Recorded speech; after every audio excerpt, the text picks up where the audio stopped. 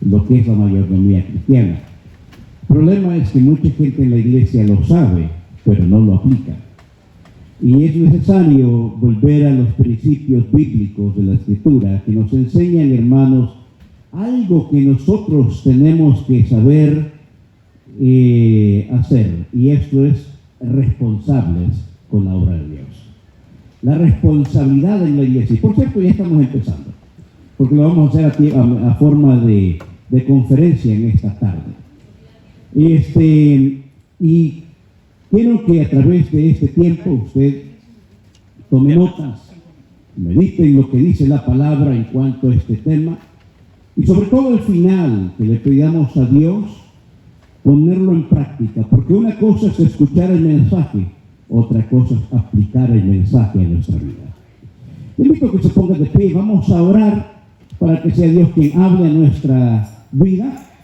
Después estaremos leyendo unos versículos de la palabra de Dios que nos van a llevar a este tema para poderlo descifrar, poderlo entender y conocer. Padre Dios Todopoderoso, venimos delante de tu presencia, dándote gracias, Señor. Padre, porque eres maravilloso, porque eres bondadoso, Señor, y misericordioso. Hoy tu iglesia se ha reunido para darte, Señor, la honra y la gloria a ti. Padre, te pedimos que hables a cada uno de nosotros esa palabra que tienes, Señor, para nosotros. Padre, habla a cada corazón conforme a la necesidad de cada persona, Señor. Quita todo aquello que quiera estorbar o robar la bendición, Señor, que tú tienes para tu pueblo. En el nombre poderoso de Jesús te damos gracias. Amén y amén. Gloria a Dios. Puedes tomar su asiento.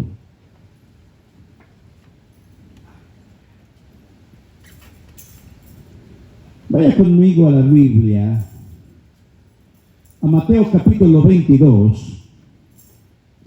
Y en Mateo capítulo 22 vamos a ver un pasaje muy importante que aconteció con Jesús. Mateo capítulo 22, versículo 15,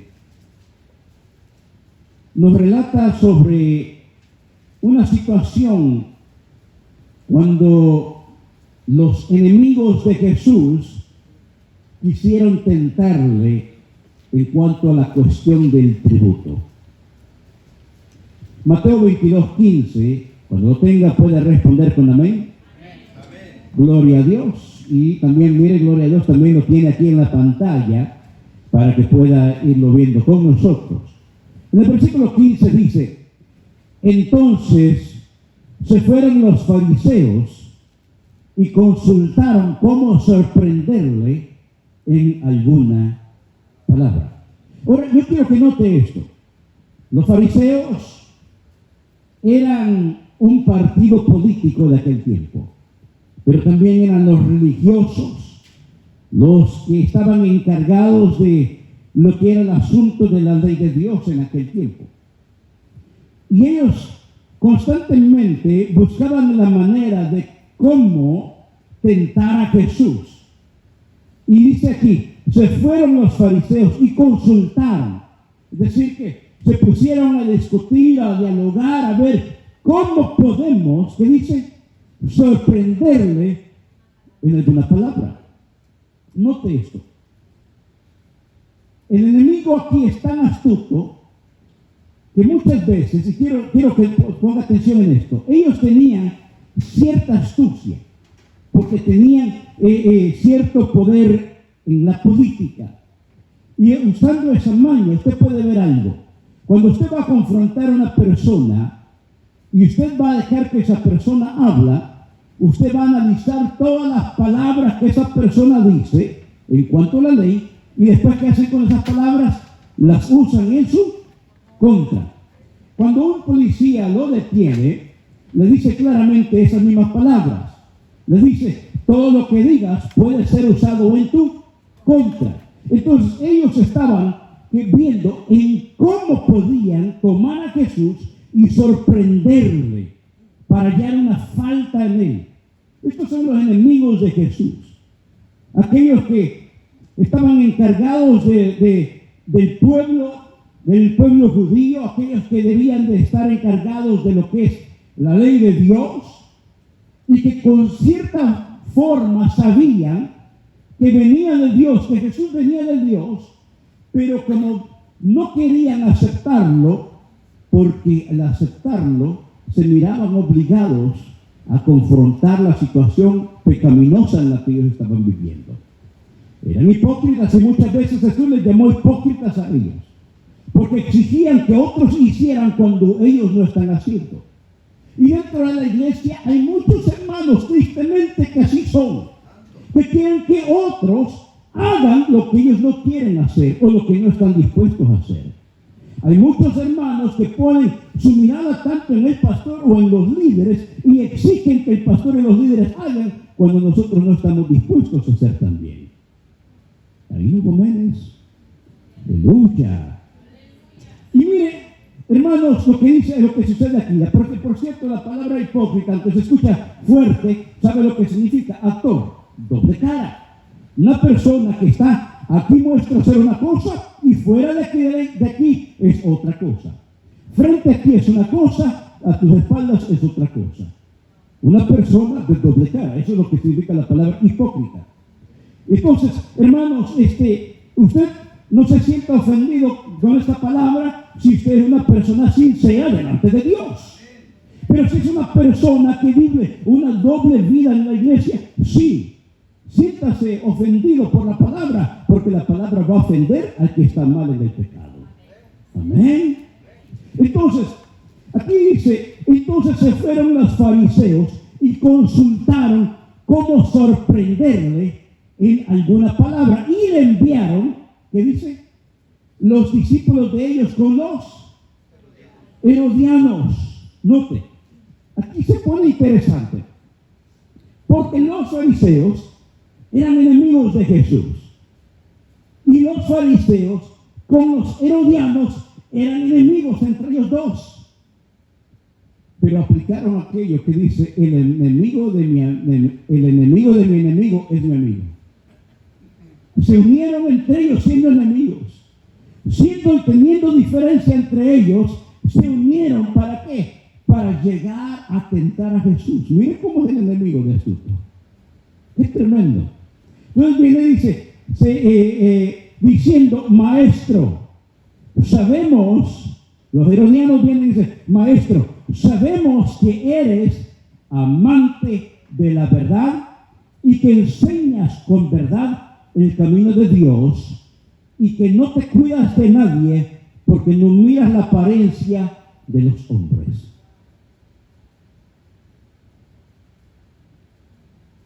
Mire la astucia del enemigo.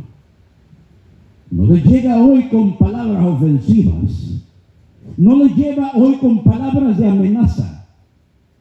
Le llega con palabras suaves. Así trabaja el enemigo muchas veces.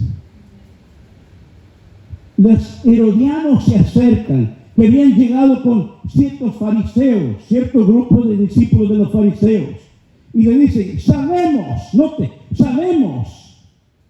Entonces no estaban ignorantes de que no sabían si verdaderamente era de Dios o no, sí lo sabían. Ellos mismos lo acaban de declarar. Sabemos que eres, ¿qué? Amante de la verdad, porque tú mismo eres la verdad. ¡Wow! Y que enseñas con verdad el camino de Dios. No como los fariseos hipócritas que hacían todo a su conveniencia. Tú lo haces todo en verdad, porque vives en la verdad, porque eres la verdad y no de apariencias. Aleluya. Puede alabarle que Cristo vive. Y enseñas con verdad el camino de Dios y no te cuidas de nadie, porque no miras la apariencia de los hombres. Los fariseos eran amantes de la apariencia. Los fariseos estaban siempre enfrente, queriendo que el pueblo los halagara. Usted puede ver la parábola del fariseo y aquel cobrador de impuestos, el publicano. ¿Y qué decía el fariseo? Doy gracias a Dios que no soy como este. ¿Qué decía? Hablaba en voz fuerte para que lo escucharan. ¿Por qué? Porque él quería que la gente lo halagara y le aplaudiera. No, este sí, de verdad es un hombre de Dios. Y el otro agachaba su cabeza porque hasta vergüenza le daba voltear a ver hacia arriba y te pegaba: soy un pecador, Señor. ¿Y a cuál vio Dios? Aquel que no es altivo, porque el altivo lo aborrece. Así que si hay alguien en la iglesia que se cree alguien grande, le tengo malas noticias. Usted no es nadie, porque aquí el que es grande es Dios. Alabe lo que Cristo dice. Ellos quisieron usar una táctica con Jesús. Miren, hermanos, Jesús tenía un grupo de discípulos extenso, pero usted ve que la mayor parte de la porción bíblica que tenemos, las porciones bíblicas que nos enseñan, es que solamente habían 12 que andaban con él siempre. Ahora, cuando él enseñaba, sí, había multitudes que se golpeaban, se hacía gran grupo de personas que querían escuchar su mensaje. Pero verdaderos discípulos, seguidores de Jesús, eran contados, eran pocos. Para algunos entonces eso fue un fracaso. ¿Por qué? Porque no tienes miles que te andan detrás de ti, solo tienes un grupo pequeño. Pero para él era un éxito. ¿Por qué? Porque estaba haciendo lo que tenía que hacer, formando a estos hombres y preparándolos para que hicieran lo que tenían que hacer. Mayordomos del ministerio. Y hermanos, aquí ellos como ven, pues mira Jesús, tú hablas con verdad, lo empiezan a halagar, a hablar palabras bonitas, queremos hablarte de una manera bonita, que te dé comezón de escuchar más. Sí, hermano, a ver, cuéntame más, ¿qué otras cosas ves en mí? Nosotros, de hablar así nosotros, no hombre, hermano Luna, tú hablas con verdad, eres de la verdad y enseñas con verdad el camino de Dios. Dios, hermanos, nos podemos sentir. Por eso, y la gloria es para Dios, hermano. Porque yo solamente soy un instrumento de Dios. Y Dios usa mi boca para hablarte, porque no soy yo, es Dios hablando a través de mí. Por eso decía aquel hombre, Juan el Bautista: es necesario que mengue yo para que crezca Él. Y así debe de ser cada día en nuestra vida. Y estos hombres querían tentar a Jesús para que Jesús cayera en esa trampa. Ya habían hablado fuertemente, ya le habían amenazado, lo habían apedreado, lo habían perseguido.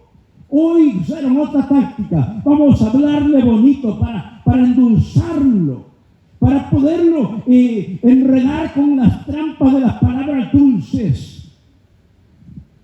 y que caiga en nuestra trampa. Dinos, versículo 17, dinos pues, ¿qué te parece? ¿Es lícito dar tributo a César o no? Después de haberle hablado bonito, Jesús, como aquí no hay nadie, tú sí hablas con verdad. Pero hoy, Señor, dinos, ¿es lícito dar tributo a César? ¿Sabe lo que estaban ellos queriendo hacer? Que con las palabras dulces que le habían hablado a Jesús, moverlo a que su forma de responder fuera de acuerdo a la manera que Dios le dijeron. Si nos dice que sí, ahí lo vamos a agarrar. Si nos dice que no, también lo vamos a agarrar ahí. Era una trampa del enemigo. Decir sí o decir no, ya llevaba una consecuencia. Decir sí, ya ves, amas más a este César que el pueblo judío. Decir no, ya ves, no te sometes a la ley terrenal. ¿Cuál fue la respuesta de nosotros? ¿No? ¿Acaso muchas veces nosotros nos encontramos frente a una situación donde nos sentimos entre la espada y la pared, que cualquier respuesta que demos, algo va a suceder? Sí parece muchas veces con nosotros. Pero Jesús, como como Él es la verdad, y como Él vivía una disciplina de oración, como nosotros también, ¿verdad? Amén, gloria a Dios, porque dijeron amén. Gloria a Dios. Entonces a Él no le cayó por sorpresa esto. Y miren lo que dice: ¿es lícito dar tributo a César o no? Pero Jesús, conociendo la malicia de ellos, note, esto se conoce como discernimiento de espíritu. Lo que todos tenemos que tener en la iglesia. Hermanos, si tenemos discernimiento de espíritu, ¿sabe lo que va a haber en la iglesia? Bendición del Espíritu Santo. Porque nadie va a estar aquí hipócritamente, sino que todos vamos a estar genuinamente alabando y exaltando al Cordero de Dios hoy y siempre. Alábele que Cristo vive. No nos vamos a dejar llevar por cualquier palabra dulce de Satanás, porque Satanás habla con palabras dulces. Dice: ¿por qué me tentáis? Bonito les dice, ¿verdad? ¿Cómo les dice? Aleluya. ¿Por qué me tentáis, hipócritas? Porque él había discernido. Me están hablando bonito, pero su corazón es oscuro. Sus intenciones son malas. Tristemente a veces eso sucede en la iglesia. Hermanos que se hablan bonito, pero su intención contra su hermano es mala. Que el Señor los reprenda. Alabale que Cristo vive. ¿Por qué me tentáis, hipócritas? Mostradme la moneda del tributo. Note, aquí Jesús está hablando con sabiduría. Jesús no le está diciendo la respuesta que ellos esperan. Que nos digan sí, y aquí lo agarramos. Que nos digan no, y aquí lo agarramos. ¿Qué es lo que hace Él? ¿Qué es lo que dice? Mostradme la moneda del tributo. Y ellos le presentaron ¿el qué? Un denario. Porque un denario era el tributo que tenían que dar. O sea, ¿alguien sabe aquí qué es un tributo? Los impuestos. Era un denario el impuesto que tenían que dar. Y aquí Jesús le dice: ok, muéstrenme ustedes el denario con el que ustedes tienen que pagar los impuestos en este lugar. Jesús, como es la verdad, habló con sabiduría divina y no cayó en la trampa de ellos de decir un sí o un no, sino que usó el mismo argumento de ellos en contra de ellos. Muéstrenme el denario. Y para que usted sepa dónde estaban ellos, alguien más, otra cosa más. ¿Usted sabe dónde se encontraban cuando estamos leyendo esta escena? En el templo. Cuando Él les dice a ellos: muéstrenme la moneda del tributo, y ellos le presentaron un denario, se encontraban en el templo. Y de acuerdo a los judíos, no permitían un denario allí en el templo porque tenían la imagen del César, lo cual los judíos no estaban a favor. Y cuando ellos muestran un denario, ¿qué estaban haciendo? Dentro del mismo templo, del cual ellos se hacían creer los santos de Dios, estaban haciendo en contra de lo que ellos mismos enseñaban. Aleluya. ¿Me están entendiendo? Hay muchos dentro de la iglesia que pueden vestir bonito, pero que no, en su interior están podridos por el pecado. Aleluya. Y exigen que otros vivan en santidad, y no pueden ver otros que cometieron un pecado cuando estamos peor, llenos de chismes, murmuración, odio, rencor y amargura. Pues alabarle que Cristo vive. Entonces ellos le presentaron una moneda de tributo, Y ellos le prestaron un denario. Entonces Jesús les dice, ¿de quién es esta imagen y la inscripción? ¿Sabe por qué? Porque ese denario no solamente tenía una imagen del César, sino que en el denario decía, César es Dios. Por eso Jesús les dice, muéstrenme el denario. Lo muestran ellos. ¿Qué dice ese denario? ¿Qué está esa imagen? ¿Qué imagen tiene la del César? ¿Y qué es lo que dice? Que César es el Señor. Para muchos, César es su Señor. Porque su Señor es su dinero y no Dios. Aunque no digan amén. Sí. Nosotros vivimos en una etapa en la vida donde nos hemos esclavizado, somos hechos esclavos por el dinero. Lo amamos tanto que no queremos invertirlo en todos, pero menos en la obra de Dios. No amén. Sube el volumen de los amenes, pastor, por favor. Aleluya. Sí. Para todo queremos invertir. Quiero comprar esto, quiero hacer esto, quiero irme de vacaciones. Pero para la iglesia cuesta dar una ofrenda. Aleluya. Cuesta bendecir la obra con el diezmo que Dios me dio. Aleluya. Con el diezmo de lo que Dios me ha dado. Aleluya. Aleluya. ¿Cuánto alaban a Cristo? Alábale que Cristo vive, iglesia.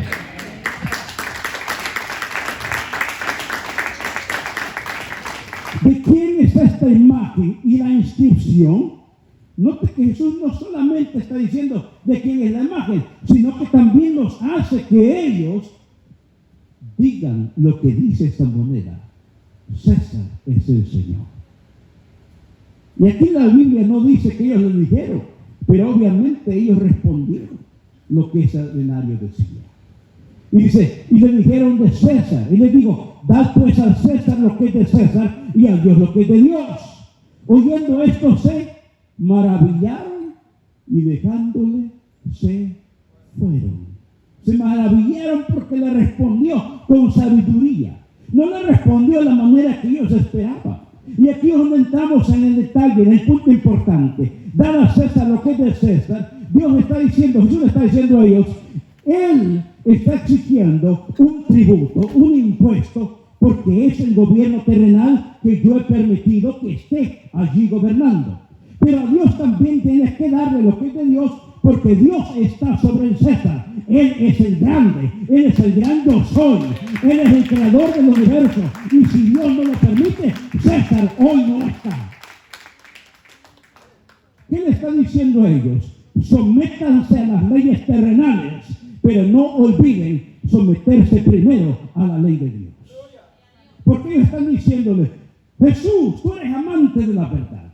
Jesús, tú que eres alguien que enseña con verdad, que enseña bien el camino de la verdad, está de acuerdo a la ley que nosotros demos el impuesto al César.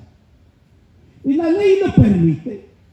Por eso le preguntan, ¿es lícito? ¿Nos permite la ley que lo hagamos? Ellos esperaban que dijera, no, al César no le den, déselo a Dios. Y ahí lo iban a agarrar como enemigo del César. La ley de Dios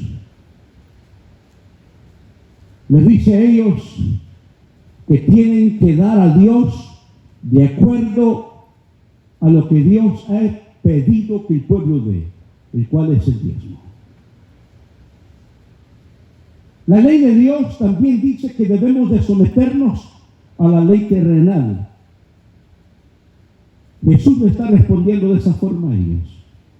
Sométanse a la ley terrenal, pero no se olviden de la ley de Dios. De dar a Dios lo que Dios le corresponde. Y es que Dios, hermanos, no necesita nuestro dinero. Y nuestro dinero, nuestras finanzas, Dios nos ha dado con un propósito. Y quiero que sepa algo. El dinero solo tiene valor porque nosotros le hemos dado valor. Si colapsa la economía, el dinero pierde su valor.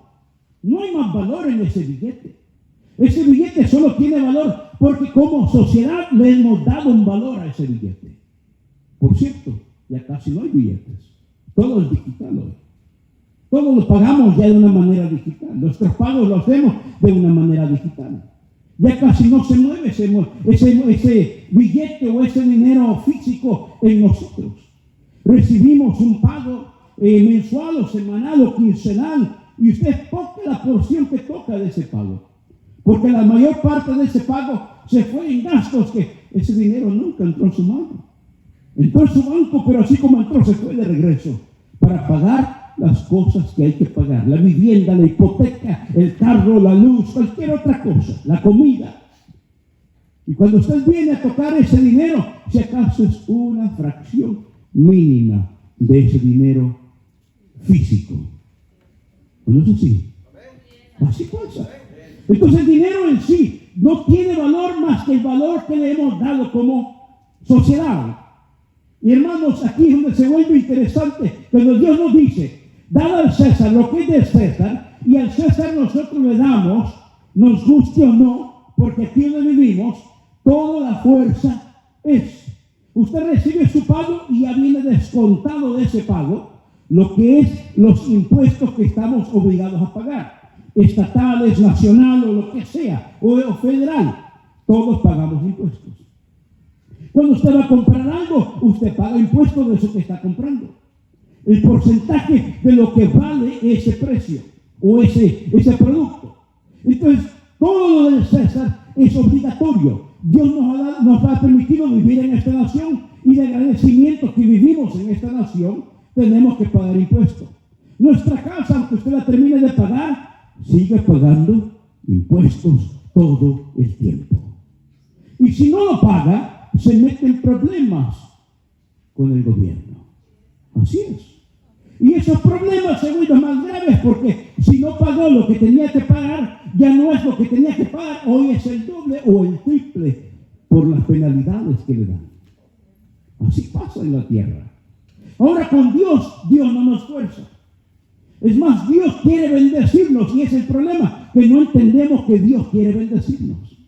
Que Dios nos ha dado a nosotros la bendición o el principio de la bendición. Porque muchas veces en la iglesia nosotros nos encontramos en una crisis económica. Uno, porque somos malos administradores de nuestras finanzas.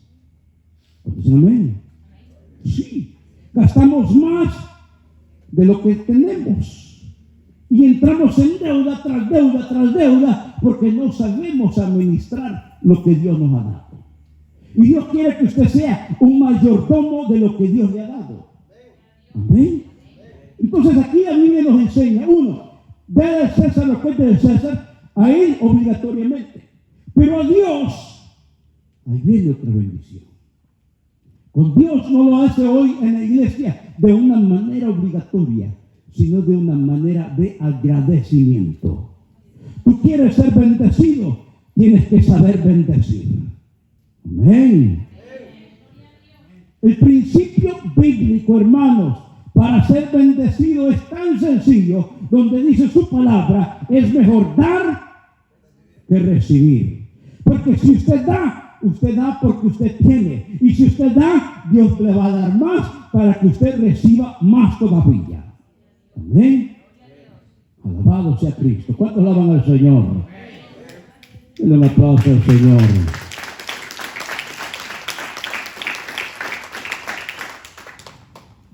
Vaya conmigo a un versículo muy conocido en Malaquías 3:8.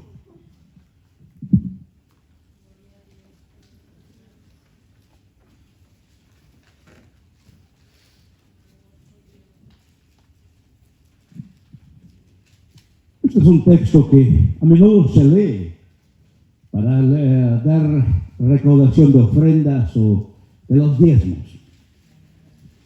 Pero muchas veces como que se usa este versículo para querer forzar a la iglesia a dar. Yo quiero que usted entienda una cosa.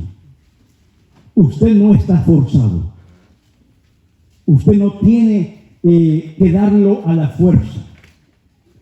Porque si lo da a la fuerza, le voy a decir una cosa, Dios no lo va a recibir. Y le voy a enseñar por qué. Malaquías 3:10 dice, ¿lo tienen ahí? ¿Robará el hombre a Dios? Una pregunta importante. ¿Podemos robarle nosotros a Dios? ¿Sabe que Dios en sí nosotros no podemos robarle? En sí, literalmente no se le puede robar a Dios. Pero si la obra es de Dios, Dios trata con la obra como que lo que hemos hecho con la obra, como que con Él lo hemos hecho. Aunque literalmente nosotros no podemos robarle a Él, pero sí es su obra. Aleluya. Sí, dice así. ¿Robará el hombre a Dios? Pues vosotros me habéis robado. Y dijiste, ¿en qué te hemos robado? Porque nuevamente, ¿cómo podemos robarle a Dios? En vuestros diezmos y ofrendas. Él nos dice claramente en qué manera. En vuestros diezmos y ofrendas. Entonces Él nos dice, primero, ¿cuál es el principio de bendición? ¿Y cuál es el principio también de maldición? ¿Cómo que maldición? ¿Hay maldición para los hijos de Dios? Bueno, maldición en este aspecto, en que viene crisis para una persona que no sabe ser un buen administrador de los bienes. Entonces, amén. Y dice, en los diezmos y ofrendas, malditos, versículo 9, malditos sois con maldición, porque vosotros, la nación toda, me habéis robado. Y dice, traed todos los diezmos al alfolí, y haya alimento en mi casa, y probadme ahora en esto, note, traed todos los diezmos al alfolí, y haya alimento en mi casa, lo que quiere decir que no haya escasez en la casa de Dios. Ahora, usted puede decir, como un problema tan grande que hay hoy en día con las iglesias, es que mucha gente no les gusta que se les hable del diezmo. Y de que el diezmo es que se habla del dinero. Y claro que como hay un movimiento del neopentecostalismo, hoy donde se habla de pura prosperidad, para que seas millonario tienes que dar tantas cosas. Y como que eso la gente le ha puesto como que no me gusta que se hablen de finanzas. Y es importante hablar de finanzas también en la iglesia. Porque somos administradores, hermanos, de lo que Dios nos ha dado a nosotros. Y aquí nos dice claramente, uno, traer los diezmos al alfolí y haya alimento en mi casa. Él está diciendo, yo no quiero que haya escasez en mi casa. Y Dios puede proveer de cualquier manera, pero Él quiere usarte a ti para bendecirte a ti. Entonces, amén. Nosotros le decimos a Dios, úsame, entonces bendice mi obra porque quiero usarte así. Así no. Aleluya. Aleluya. Así no, Señor. Yo quiero que me uses como evangelista, como apóstol, como querubín, Señor. Aleluya. Te voy a bendecir, Noé, para que tú bendigas a mi obra y yo te voy a seguir bendiciendo. Porque dice su palabra, probadme ahora en esto. Prueba a Dios. En otras palabras, mira que no te miento lo que está diciendo. Probadme ahora en esto. Dice Jehová de los ejércitos, si no, os abriré las ventanas de los cielos y derramaré sobre vosotros bendición hasta que sobreabunde. El pueblo había experimentado escasez hasta este momento. Y él les dice, ustedes están experimentando escasez porque no han sabido el principio de dar a Dios primero lo que es de Dios, de poner a Dios en el primer lugar sobre todo, y yo voy a derramar bendición más de lo que ustedes necesitan. Tristemente, cuando no entendimos este principio, vivimos en una escasez, en una crisis económica. Tenemos que ir y agarrar otro segundo trabajo y otro tercer trabajo. Y pastor, hoy no puedo congregarme porque sabes, pastor, que necesito trabajar. Y el pastor dice, sí, hermano, yo lo entiendo. La vida está difícil, hermano. Yo lo entiendo, voy a orar por usted. Pero usted verá que ese hermanito ni se congrega y ni siquiera bendice la obra con diezmos y ofrendas. Amén. Y se ha vuelto esclavo del trabajo. Y así como entra todo, así se va. Vive una vida espiritual miserable y tiene un fracaso en su hogar porque no ve a sus hijos, no comparte tiempo con su familia y va en escasez en su vida porque no le ha dado a Dios primero lo que es de Dios. Entonces, amén. A alguien Dios le está hablando en esta tarde. Vivimos en una nación, hermanos, donde sí es necesario el trabajo, pero también es necesario congregarnos y no dejar de congregarnos, porque fiel es aquel que dijo claramente que le demos primero todo a Él. Que busquemos primero el reino de Dios y su justicia, y de Él se va a encargar de todo lo demás. Que las cosas vendrán con añadidura. Y es lo que el Señor nos dice: si no, os abriré las ventanas de los cielos y derramaré sobre vosotros bendición hasta que... Aleluya.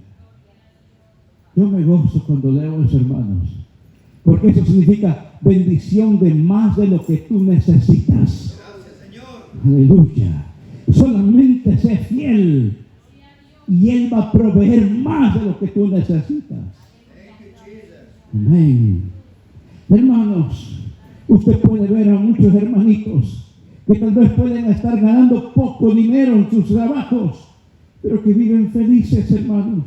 Se congregan de lo que Dios le ha dado, traen su bendición y hacen tiempo para estar con su familia y venir a dar gracias a Dios al culto. Y puede ver otros hermanos que ganan tal vez el doble que ellos y tienen hasta otro trabajo todavía y no vienen al culto y no ven a sus hijos porque pasan todo el tiempo fuera del hogar. Aleluya, dable que Cristo vive.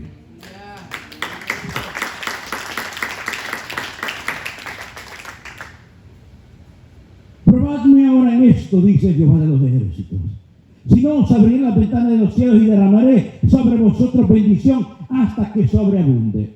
Un perverso allí me escribió una vez por las redes sociales, me dijo: pastor, pero ese es el Antiguo Testamento. Eso es de la ley, pastor. Y la iglesia ya no vive en la ley. La iglesia vive en la gracia, por lo cual el diezmo ya no es aplicable. Bueno, perverso, usted no quiere dar el diezmo, no lo dé y punto. No quiere ser bendecido, no lo dé y punto. Pero la Biblia nos enseña un principio.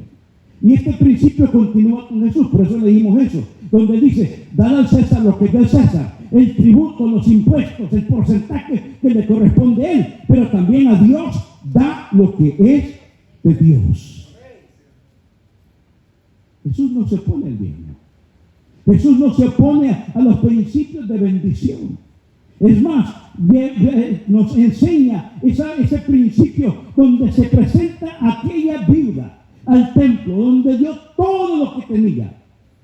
Dice que vio la ofrenda de ella más que la de todos.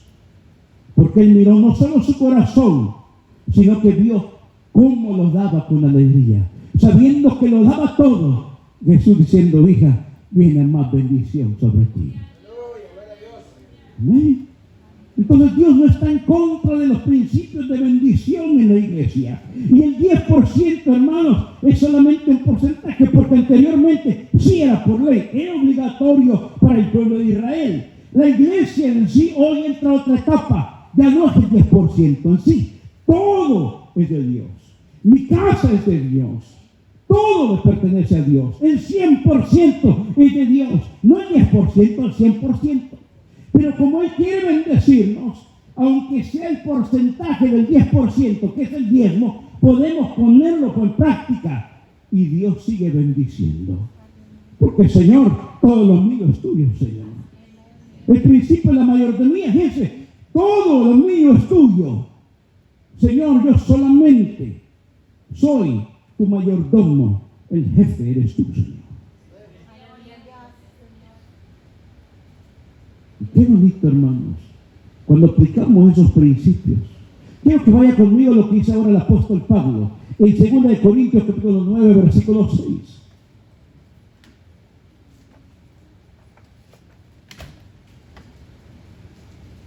Gloria a Dios. 2 Corintios capítulo 9, versículo 6. Ya vamos a salir de la introducción de este tema, no se preocupen. Gloria a Dios. Versículo 6 de 2 Corintios. El apóstol Pablo dice aquí: pero esto digo, el que siembra escasamente, también segará escasamente. Y el que siembra generosamente, también generosamente segará.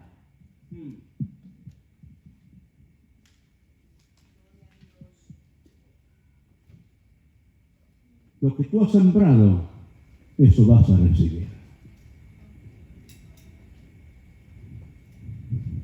¿Cuántos quisiéramos, honestamente, con toda sinceridad, cuántos quisiéramos que el Señor nos hiciera millonarios?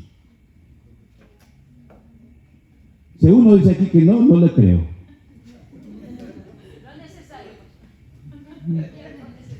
Sí, lo necesario, pero dentro de nosotros no nos enojáramos si el Señor nos dijera: te voy a dar 1 millón. Alabado sea Cristo, dijéramos rápido. Sí. Problema es que no sabemos ministrar lo que nos ha dado hoy, mucho menos las grandes bendiciones que Él puede darnos. Ese es un problema. Entonces, nosotros en sí, en nuestra humanidad, quisiéramos tener más todavía. Ese es el hombre, el ser humano. El hombre quisiera tener más ganancia para poder invertir más en sus hijos, en todo lo demás. Ese es el ser humano. Claro que bueno tener ese contentamiento, Señor, con esto tú me has dado. Yo te bendigo con eso, Señor. Pero el problema es que muchas veces nosotros, de lo que hemos sembrado, eso mismo el Señor nos va a dar. Y nosotros queremos sembrar una cosa y queremos que el Señor coseche otra cosa. Amén. Con $1 que nosotros dimos de ofrenda, ya queremos que el Señor nos dé 500. Aleluya. Amén. Bendito Dios. Gloria a Dios. El dólar hoy solo se vende en iglesias ya. El único lugar, el único cristiano. Aleluya. Sí. El apóstol Pablo dice: el que siembra escasamente, es decir, si usted solamente $1 da, ¿qué dice? También segará escasamente. Es decir, si usted poco da, poco también recibe. Porque, hermanos, usted ve a esta gente en el movimiento de la prosperidad, cómo ellos se mueven a dar grandes cantidades, y la gente cómo corre, hermanos, y nosotros lo criticamos, ellos, que son mentirosos, predicadores, falsos predicadores. Pero usted ve que mucha de esa gente, de alguna forma u otra, terminan prosperados también. ¿Sabe por qué? Porque aunque esos hombres son falsos, Dios no falla a su palabra. Sí. Porque aunque digan algo de ello, parte de lo que dicen es bíblico. Digo parte porque no todo. Tuercen la palabra a su manera. Pero Dios, de una forma u otra, bendice. Entonces, amén. Sí, en serio. Porque como Dios dice, siembra generosamente y generosamente también vas a cegar. Y nosotros, no, estos falsos predicadores de la prosperidad, que el Señor nos reprenda. Por eso voy a ofrendar $1 mejor. Aleluya. Ahí sí entramos en protesta, ¿verdad? Gloria a Dios. Por esto digo, el que siembra escasamente, también segará escasamente. Y el que siembra generosamente también segará. Dios bendiga a los que siembran generosamente en este ministerio. Denle un aplauso al Señor.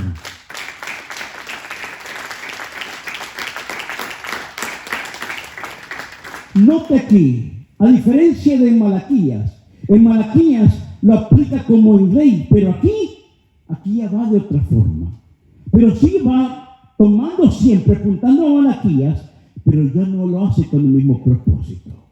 Hoy lo hace con un diferente propósito, porque dice, cada uno dé como propuso en su corazón. Pero note cómo empieza. Siembra escasamente vas a cegar.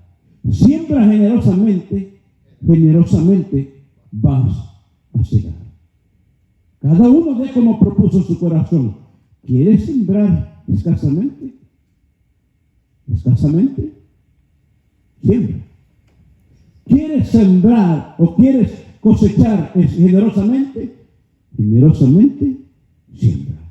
¿Ve cómo el apóstol Pablo lo está diciendo? El apóstol Pablo está dando primero el principio y después da cómo hacerlo. Dice, cada uno dé como propuso en su corazón, pero sobre todo, no con tristeza. Que no sea ese dinero tu Dios que suelta, que cuesta soltarlo. Como que fuera un imán con la mano. Ay, quiero hacerlo, pero se me quedó pegado, no puedo. Aleluya.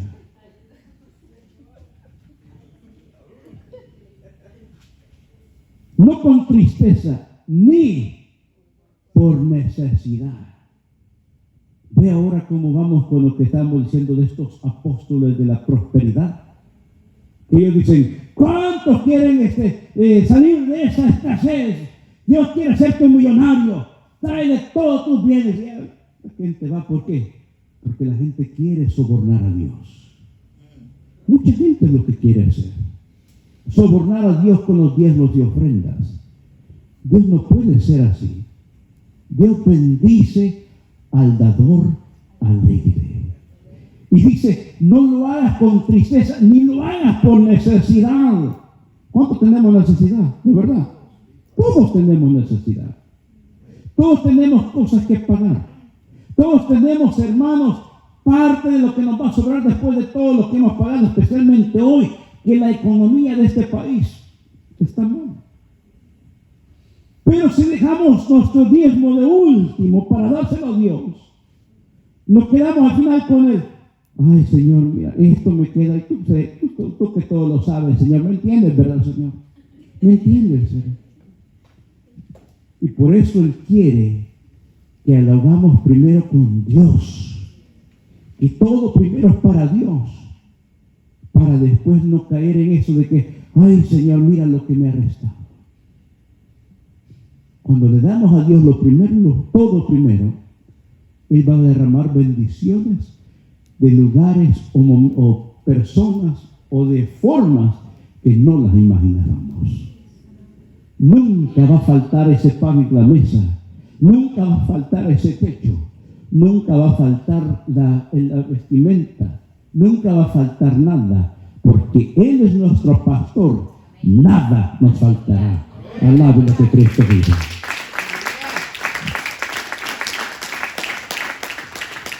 Y poderoso es Dios. ¿No? Y cada uno de como propuso su corazón, no con tristeza, no por necesidad, ni por necesidad. Porque Dios, ¿qué dice? Ama al dador alegre. Note hoy.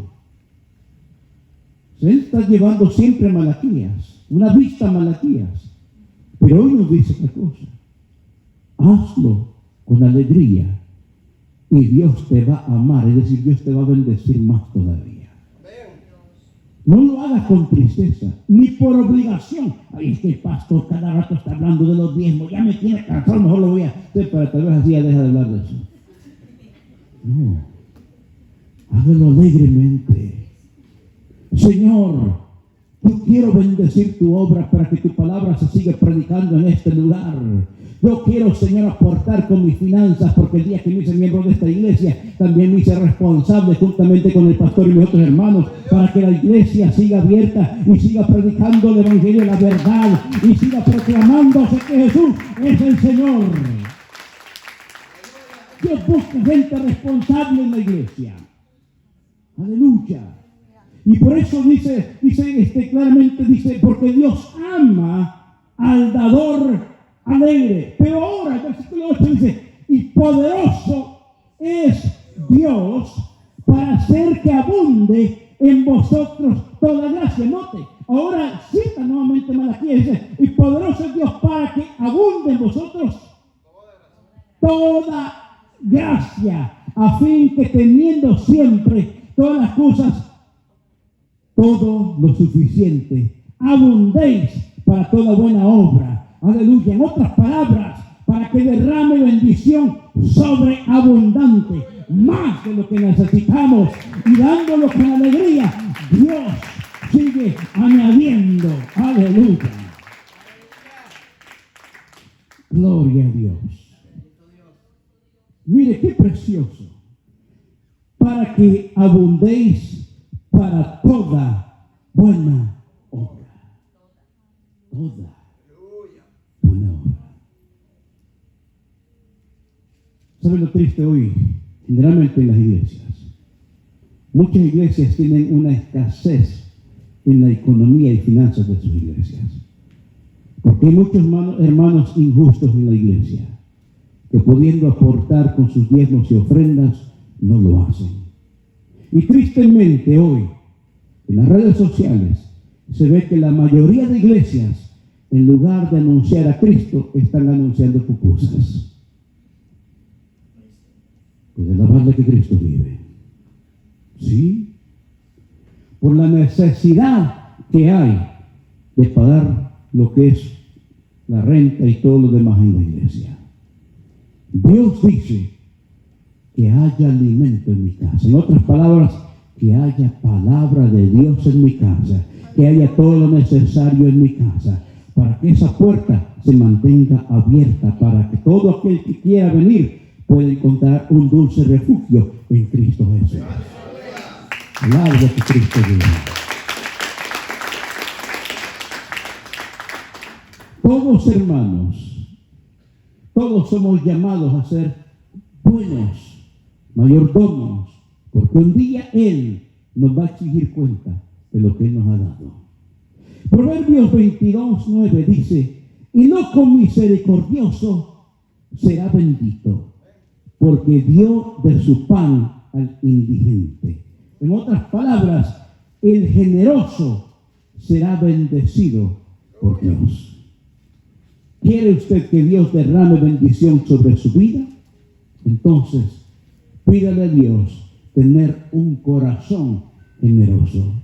¿Cuántos amamos la obra de Dios? La obra de Dios el amor a la obra de Dios la demostramos en dos formas. Uno, con la asistencia al culto. Dos, con nuestra aportación para la obra del Señor. Para que la iglesia no se detenga. Y si solo se detiene, es a predicar la palabra de Dios. Denle un fuerte aplauso al Señor.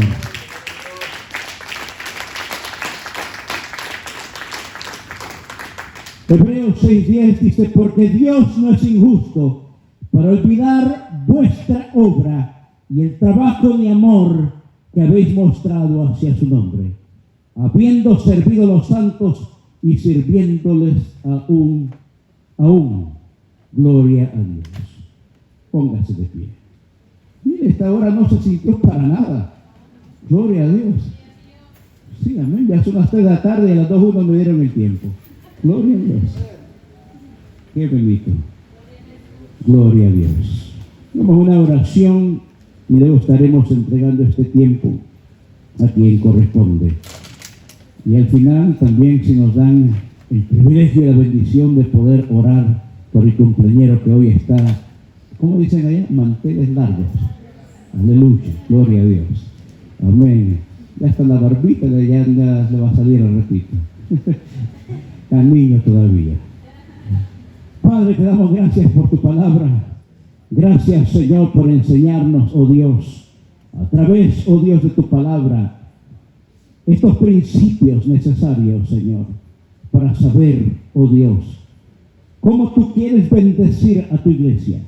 Y que tú no quieres que tu iglesia, Señor, tenga escasez, oh Dios. Padre, bendice tu obra, oh Dios. Ese lugar que tú has abierto para que esta iglesia proclame la verdad del Evangelio. Bendice, Señor, a cada miembro para que pueda continuar bendiciendo tu obra con su aportación financiera, Señor. Aquel que no lo ha podido hacer, toca su corazón, Señor, y que pruebe, Dios mío, las bendiciones que tú quieres darle cuando son de bendición, Señor. Padre, bendice las finanzas de tu iglesia. Bendice, Señor, oh Dios, la obra. Bendice, Señor, esas finanzas y esas ofrendas misioneras que se recaudan para bendecir otras obras, Señor. Bendice, Señor, oh Dios, ese ministerio de Biblias que has levantado en este lugar para hacer de bendición a otras naciones, Señor. Y sigue proveyendo, Padre, para que tu siervo siga siendo de bendición a otros pueblos y otras congregaciones en países donde hay escasez, Señor. Bendice, Señor, oh Dios, tu iglesia, Dios mío. Padre, en el nombre poderoso de Jesús, yo pongo, Dios mío, la vida de cada hermano. Padre, tú sabes la condición de cada hermano, de cada persona, Señor, que se encuentra en este lugar, oh Dios. Algunos tal vez tengan, Señor, alguna crisis en su economía. Algunos tal vez, Señor, tienen que trabajar mucho, Señor, para proveer. Y Padre, yo te pido que bendigas sus corazones y sus vidas. Y que poner ese principio, Señor, de bendecirte, que tú también les has de bendecir, como lo prometes en tu palabra, Señor. No lo digo yo, lo dices tú, Señor, en tu santa y divina palabra. Padre, de igual manera pedimos por todos los que se encuentran, Señor, enfermos, todos los que se encuentran, Señor, tal vez atribulados, que se encuentran tal vez, Señor, oh Dios, en algún problema o en alguna situación, que tú conoces, Señor, en lo más profundo. Yo te pido que tú los bendigas, que les fortaleces, que les consueles, Señor, en el nombre poderoso de Jesús. Y te pedimos también por tu sierva, Pastora Marlene, Señor, allá en Guatemala. Guárdala, Señor, durante su estadía y que pronto pueda regresar para estar con su amado. En el nombre poderoso de Jesús, te damos gracias, Señor Jesús. Amén y amén. Gloria a Dios.